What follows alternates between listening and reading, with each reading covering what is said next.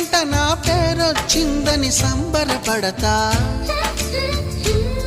నువ్వు కొట్టిన నా చెంప మీద నీ గుర్తొకటుందని సంతోషిస్తా.